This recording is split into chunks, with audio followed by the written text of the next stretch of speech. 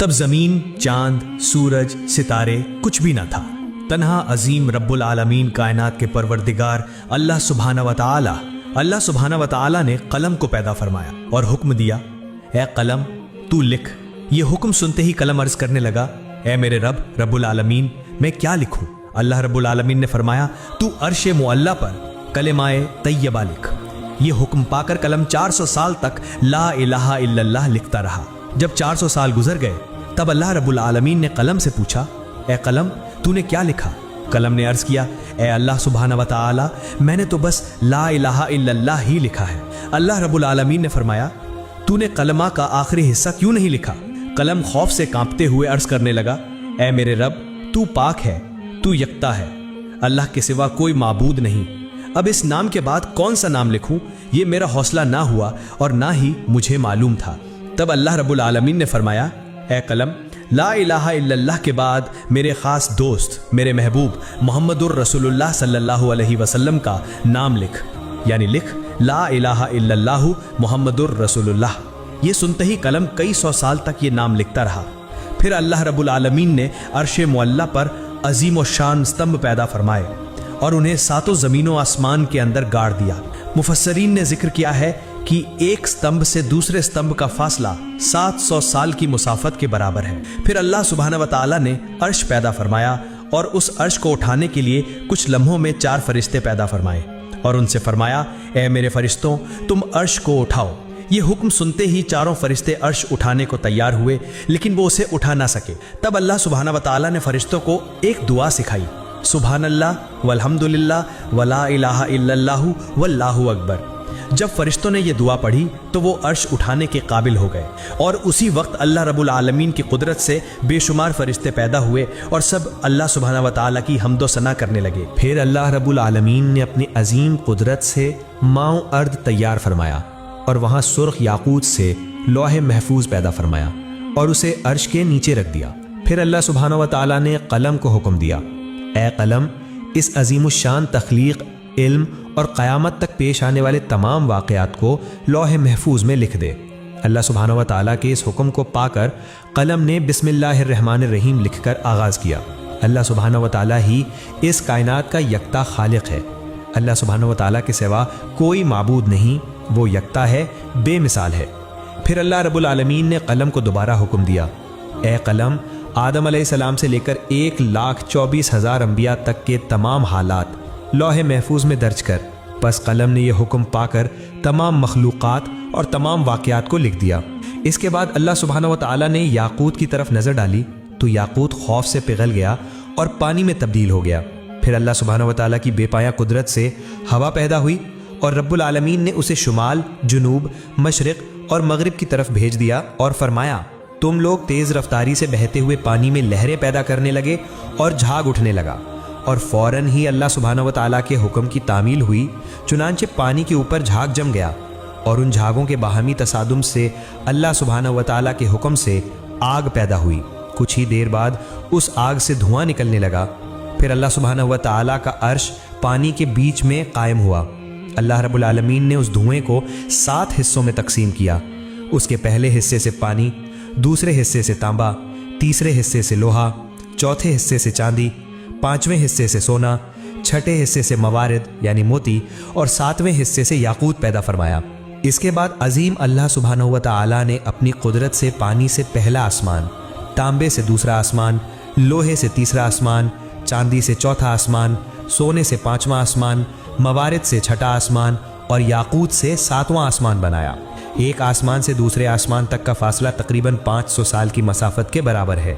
फिर अल्लाह सुब्हानहू व तआला की कुदरत से पानी से बदलकर एक सुर्ख रंग की मिट्टी की मानिंद चीज़ वजूद में आई। तब अल्लाह रब्बुल आलमीन ने 4 फरिश्तों हज़रत जिब्राईल, मीकाईल, इसराफील और अज़राईल अलैहिमुस्सलाम को हुक्म दिया कि चारों तरफ से उसको खींचो। अल्लाह सुब्हानहू व तआला के हुक्म पर उन्होंने ऐसा ही किया और वो चीज़ एक वसी व अरीज़ ज़मीन की सूरत इख्तियार कर गई। फिर अल्लाह रब्बुल आलमीन ने महज 6 दिनों में आसमान, ज़मीन, चांद, सूरज, सैयारे और सितारे यानी इस कायनात में जो कुछ है सब कुछ पैदा कर दिया। फिर 1000 साल बाद अल्लाह रब्बुल आलमीन ने बेधुआं आग पैदा की और उससे जिन्नात को पैदा फरमाया। जिन्नों में एक नबी भेजे गए जिनका नाम यूसुफ था। اللہ سبحانہ و تعالیٰ نے اس نبی کو شریعت کے احکام سکھائے اور انہیں دنیا میں بھیجا۔ اس طرح جنات کی زندگی چلنے لگی، لیکن بہت سالوں کے بعد جنات اللہ سبحانہ و تعالیٰ کے احکام بھول گئے اور سب کے سب گمراہ ہو کر گناہوں میں ڈوب گئے۔ تب وہی یوسف نامی جن سب سے کہنے لگے، اے جنوں کی جماعت، اللہ سبحانہ و تعالیٰ سے ڈرو، گناہوں سے باز آ جاؤ۔ کیا تم بھول گئے ہو اللہ سبحانہ و تعالیٰ یکتا ہے، اس کے سوا کوئی معبود نہیں؟ پس توبہ کرو اور سیدھے راستے پر واپس آ جاؤ اور اللہ سبحانہ و تعالیٰ کے احکام مانو۔ لیکن جنوں کی جماعت نے اس کی بات نہ مانی اور سب نے مل کر اسے قتل کر دیا۔ ادھر فرشتے کہنے لگے، اے اللہ سبحانہ و تعالیٰ، جنات کی جماعت دنیا میں گناہوں میں مبتلا ہو کر فساد برپا کر رہی ہے اور قتل کر رہی ہے۔ اللہ رب العالمین نہایت رحیم و کریم ہیں، اس کی رحمت بے پایا ہے۔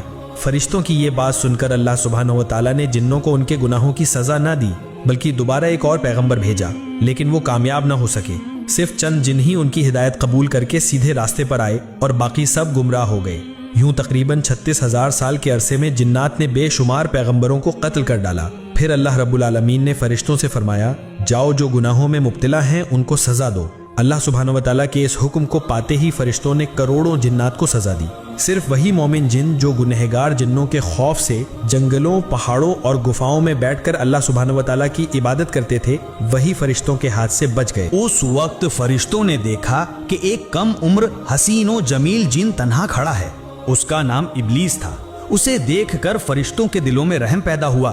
تب فرشتوں نے عرض کیا، اے ہمارے رب، اے معبود، یہ کمسن جن بالکل بے سہارا ہے، اس پر ہمیں بہت شفقت آ رہی ہے، کیا ہم اسے آسمان پر لا کر پرورش کریں؟ فرشتوں کی درخواست پر اللہ رب العالمین نے اجازت عطا فرمائی کہ اسے آسمان پر لے آؤ۔ ابلیس تیز حافظے والا تھا، جو ایک بار سنتا وہ ہمیشہ کے لیے یاد رکھتا۔ ادھر جو جنات زندہ بچے تھے، ان کی نسل بڑھ کر پھر سے دنیا جنات سے بھر گئی۔ ادھر فرشتے ابلیس کو پہلے آسمان پر لے آئے۔ وہاں پہنچ کر فرشتوں نے اسے اللہ کی عبادت اور بندگی کے سبھی اصول اور ضوابط سکھائے۔ ابلیس نے بہت کم وقت میں یہ تعلیم حاصل کر لی اور پھر پورے 1000 سال پہلے آسمان پر اللہ کی عبادت کرتا رہا۔ ابلیس کی عبادت میں یکسوئی اور اخلاص دیکھ کر فرشتے حیران ہو گئے اور کہنے لگے، ہم تو صرف اللہ کی عبادت کے لیے پیدا کیے گئے ہیں، ہماری تعلیم و ریاضت سب کچھ عبادت ہی ہے۔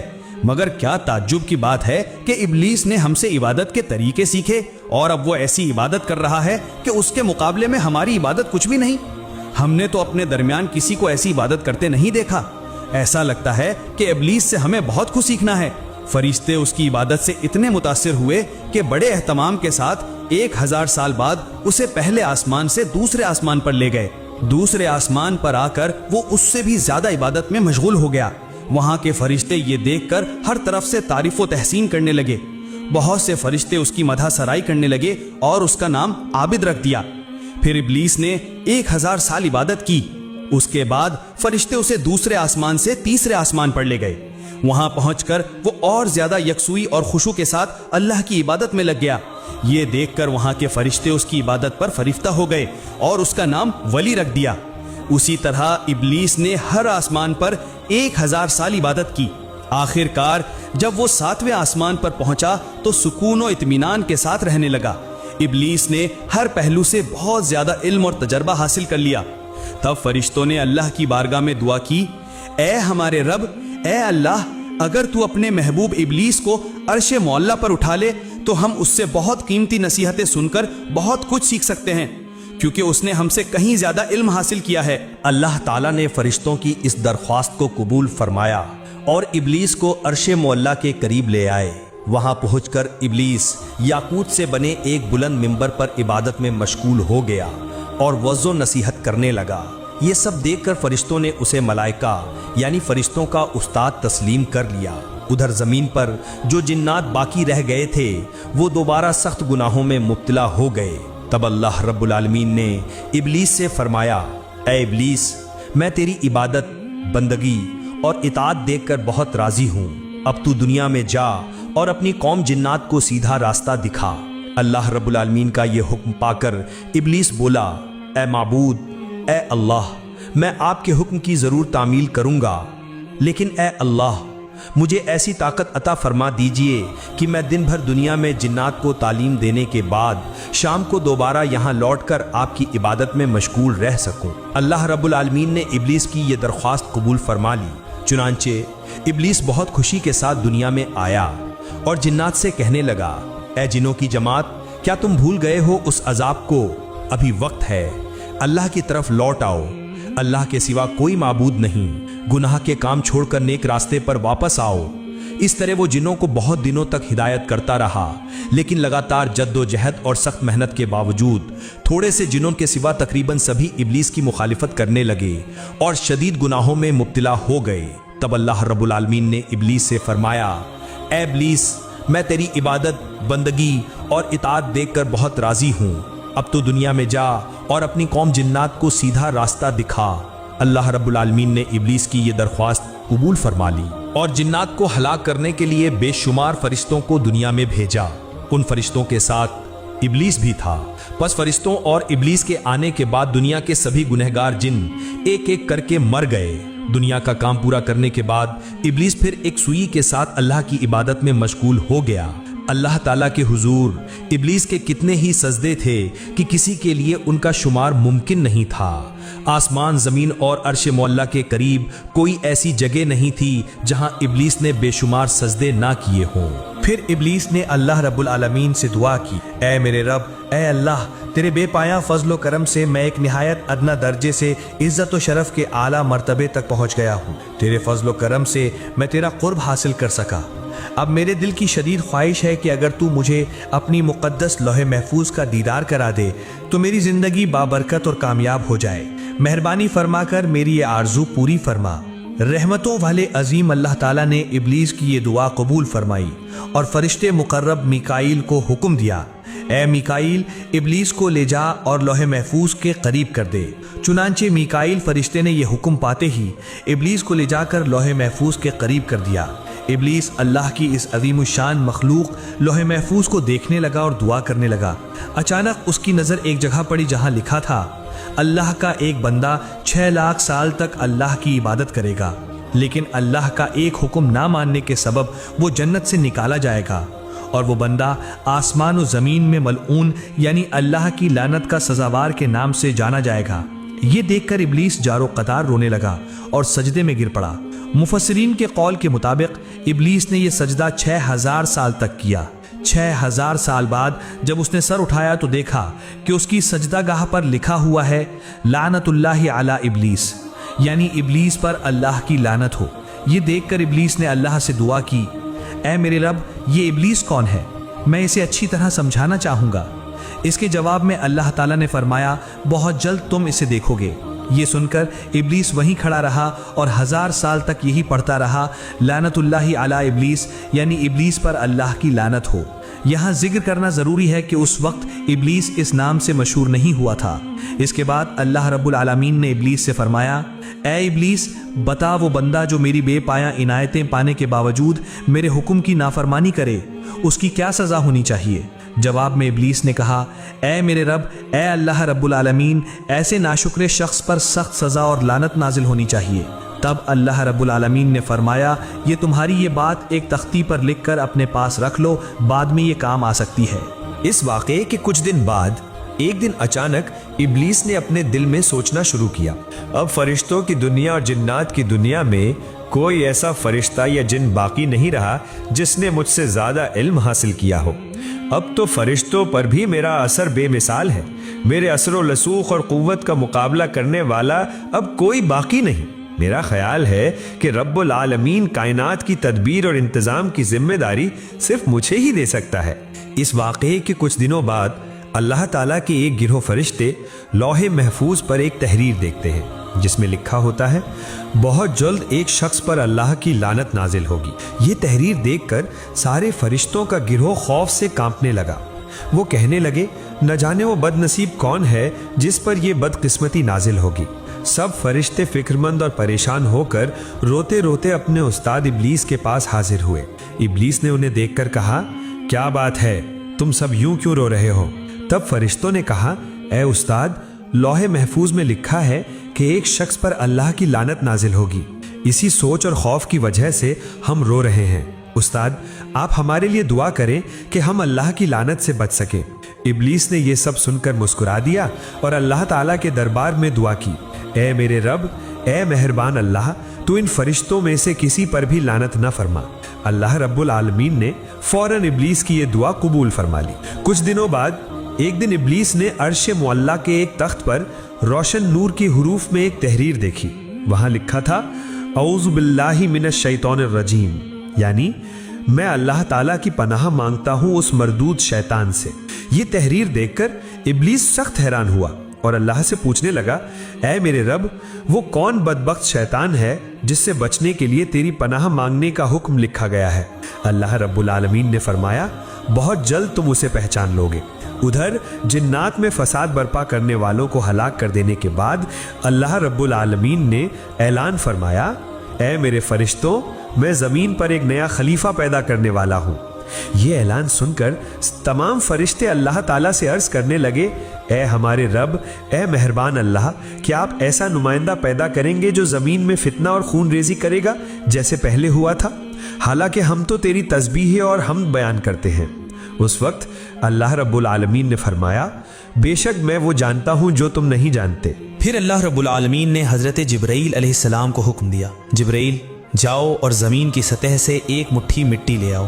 حضرت جبرائیل علیہ السلام یہ حکم پا کر فوراً زمین پر اترے۔ جہاں آج کعبہ موجود ہے وہیں سب سے پہلے ایک مٹھی مٹی لینا چاہیے، لیکن زمین بول اٹھی، اے جبرائیل، مجھ سے مٹی مت لو، اس مٹی سے اللہ رب العالمین جو خلیفہ پیدا کریں گے ان کی اولاد نہایت گناہگار اور سزا کی مستحق ہوگی۔ میں بے بس زمین ہوں، اللہ کے عذاب کو سہنے کی طاقت مجھ میں نہیں۔ یہ سن کر حضرت جبرائیل علیہ السلام نے مٹی نہیں لی اور واپس لوٹ آئے۔ پھر یکے بعد دیگرے حضرت میکائیل، حضرت اسرافیل اور سب فرشتوں کو مٹی لانے کے لیے بھیجا گیا، لیکن وہ سب بھی اسی طرح مٹی لیے بنا واپس آ گئے۔ آخرکار اللہ رب العالمین نے حضرت عزرائیل فرشتے سے فرمایا، اے عزرائیل، تم زمین سے ایک مٹھی مٹی لے آؤ۔ اللہ رب العالمین کا یہ حکم پا کر حضرت عزرائیل علیہ السلام فوراً زمین پر اترے۔ پھر زمین نے پہلے کی طرح اللہ کی قسم دے کر مٹی لینے سے منع کیا۔ تب حضرت عزرائیل فرشتے نے کہا، اے زمین، جس اللہ کی قسم تو دے رہی ہے، میں اسی عظیم اللہ کے حکم سے یہاں آیا ہوں۔ میں اس اللہ تعالیٰ کے حکم کی نافرمانی نہیں کر سکتا، لہٰذا میں ضرور ایک مٹھی مٹی لے کر جاؤں گا۔ یہ کہہ کر حضرت عزرائیل علیہ السلام ایک مٹھی مٹی لے کر عالم بالا میں پہنچے اور اللہ کے حضور عرض کیا، اے اللہ، آپ سب کچھ جاننے والے، سارے جہانوں کے پروردگار ہیں، میں نے آپ کا حکم بجا لایا۔ تب اللہ رب العالمین نے فرمایا، اے عزرائیل، اسی مٹی سے زمین پر ایک خلیفہ پیدا کروں گا اور اس کی جان قبض کرنے کی ذمہ داری تجھے ہی دوں گا۔ حضرت عزرائیل علیہ السلام نے عرض کیا، اے میرے رب، اے عظیم اللہ، اگر آپ نے یہ ذمہ داری مجھے دی تو آپ کے بندے مجھے دشمن سمجھیں گے۔ تب اللہ رب العالمین نے فرمایا، اے عزرائیل، ہر بندے کے مرنے سے پہلے ایک ذریعہ پیدا کر دیا جائے گا جس کی وجہ سے کوئی تجھے دشمن نہ سمجھے گا۔ پھر اللہ کے حکم سے فرشتوں نے اس ایک مٹھی مٹی کو طائف اور مکہ مکرمہ کے درمیان رکھ دیا۔ پھر اللہ کی رحمت کی بارش اس پر نازل ہوئی۔ 2 سال تک وہ مٹی بارش سے بھیگ کر کیچڑ بنی، 6 سال خشک مٹی میں بدل گئی اور 8ویں سال حضرت آدم علیہ السلام کی شکل تخلیق کی گئی۔ پھر ایک دن ابلیس 70,000 فرشتوں کو ساتھ لے کر حضرت آدم علیہ السلام کے پاس آیا اور دیکھا کہ ان کا جسم پنجر کی طرح زمین پر رکھا ہے۔ اس وقت ابلیس نے انہیں حقارت کی نگاہ سے دیکھا۔ پھر کسی اور دن فرشتوں نے ابلیس سے کہا، اللہ رب العالمین اسی مٹی سے اپنا نمائندہ پیدا کرے گا۔ تب ابلیس نے کہا، یہ بات درست ہے، لیکن اگر اللہ تعالیٰ نے اس صورت کو میرے تابع کر دیا تو میں اسے تباہ کر دوں گا، اور اگر مجھے اس کے تابع کر دیا تو میں اس کی اطاعت نہیں کروں گا۔ اس واقعے کے 40 دن بعد حضرت آدم علیہ السلام کی روح پیدا کی گئی۔ پھر اللہ رب العالمین نے تمام فرشتوں کو حکم دیا، اے فرشتوں، تم سب آدم کو سجدہ کرو۔ تمام فرشتوں نے حضرت آدم علیہ السلام کو سجدہ کیا، لیکن ابلیس نے سجدہ نہ کیا۔ تب اللہ رب العالمین نے فرمایا، اے ابلیس، جسے میں نے اپنے دونوں ہاتھوں سے پیدا کیا، اسے سجدہ کرنے سے تجھے کس چیز نے روکا؟ کیا تو نے تکبر کیا؟ ابلیس نے کہا، میں اس سے بہتر ہوں، اے اللہ، آپ نے مجھے آگ سے پیدا کیا اور اسے مٹی سے۔ تب اللہ رب العالمین نے فرمایا، اے ابلیس، یہاں سے نکل جا، کیونکہ تو اب ملعون ہے، تجھ پر قیامت تک لعنت رہے گی۔ اس وقت ابلیس نے کہا، اے اللہ، یہ تو آدم ہی کی وجہ سے ہے کہ میں تیرے دربار سے نکالا گیا اور ملعون ہوا، یہ میری بدبختی ہے۔ تب اللہ رب العالمین نے فرمایا، اے ابلیس، اس تحریر کی طرف دیکھ جس میں لکھا ہے، ابلیس نے اس طرف نظر ڈالی تو دیکھا کہ لکھا ہے اللہ کا ایک بندہ اللہ کے حکم کی نافرمانی کرے گا اور اس کی سزا اللہ کی لعنت ہوگی، یعنی وہ اللہ کی رحمت سے محروم ہو جائے گا۔ یہ پڑھ کر ابلیس سخت مایوس اور شرمندہ ہوا اور عرض کیا، اے میرے رب، مجھے قیامت تک کی مہلت دے۔ میری دوسری درخواست یہ ہے کہ مجھے آدم کی اولاد کے دماغ کے اندر داخل ہونے کی اجازت دے اور مجھے ان کی آنکھوں سے اوجھل کر دے تاکہ میں ہمیشہ انہیں دھوکہ دے سکوں۔ تیری عزت کی قسم، میں سب کو گمراہ کر دوں گا سوائے ان کے جو ایماندار اور اللہ والے ہوں گے، جو تیرے راستے پر قائم رہیں گے۔ تب اللہ رب العالمین نے فرمایا، میں تجھ سے اور تیرے پیروکاروں سے جہنم کو بھر دوں گا۔ پھر اللہ رب العالمین نے فرشتوں کو حکم دیا، تم حضرت آدم کو جنت الفردوس میں لے جاؤ۔